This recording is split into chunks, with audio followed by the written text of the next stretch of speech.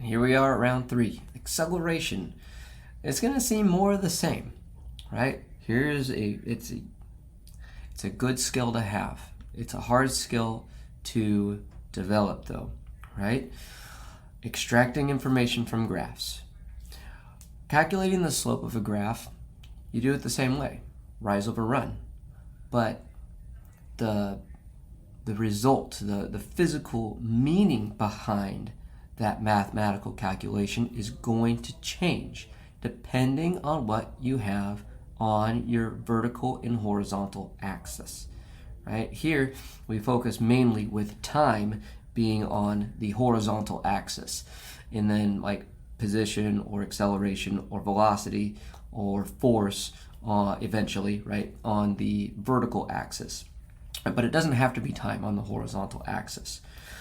So what we're going to do here is a lot of the same. This process is going to be the same for impulse, for work, calculating slopes, and eventually round 4, calculating areas, right? So if we're able to round it out now, you're going to have the fundamental basis for doing other problems that are going to require the exact same calculation later, right?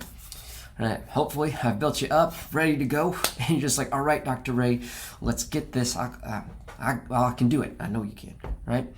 Slope of position versus time graph is, right? So what is that? Slope of position time graph? Hopefully, right? We've talked about this enough. It's velocity, right? Think about that. So if I come down here, position time graph, if I calculated this, your slope is equal to delta x over delta t, right? That delta x would be 7.5, right, meters in 1 second. And so your slope is literally 7.5 meters per second. But what do we know? What physical quantity do we know that has meters per second as its unit? That's a velocity. Right? That means your slope is literally the velocity when we have a position time graph. Always. Right? How about we do this? Slope of velocity time. Let's go through and do the same thing. So I calculate the slope. Slope is equal to delta v over delta t, right? Because that's rise over run, right? Now I have a velocity time graph. Rise is change in v, run is t. My change in velocity is 7.5 meters per second. And then I have 1 second down here in the bottom. That means that the slope of this graph is 7.5 meters per second squared. Note that the number is exactly the same, 7.5. But the unit is not, right? And that unit is going to tell you what kind of physical quantity you have or are dealing with.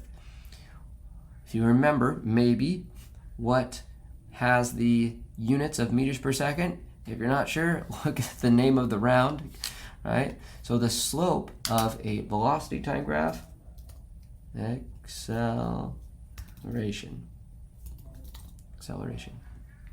right?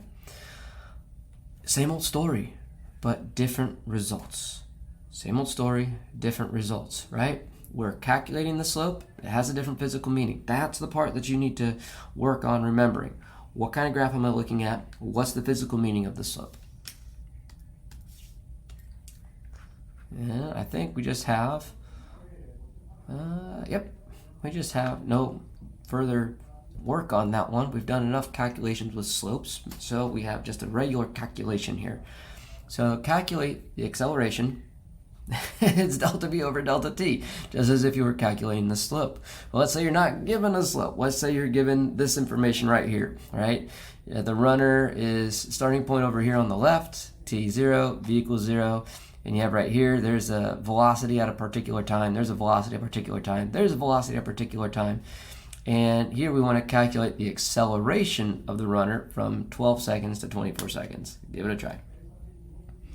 All right. Hopefully you got it. If you got it, move forward. I think this one's done. But if not, if you want to see how this goes, right, I'm going to write it over, guys. Delta V over delta T equals V2 minus V1 all over T2 minus T1. Now let me see what I'm looking at here. From 12 to 24, so 24 seconds is T2, 12 seconds is T1.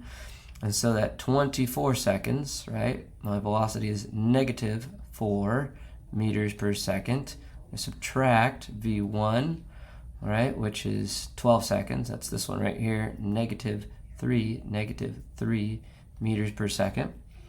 So I do add the opposite. Acceleration is equal to, looks like a negative 1 meters per second up top and a 12 seconds in the bottom, in the basement, which gives me a negative 1/12 meters per second squared. And that is selection B. All right.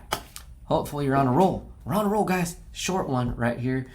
Maybe round 4 is just a short. I don't know. We'll find out. I'll see you in round 4.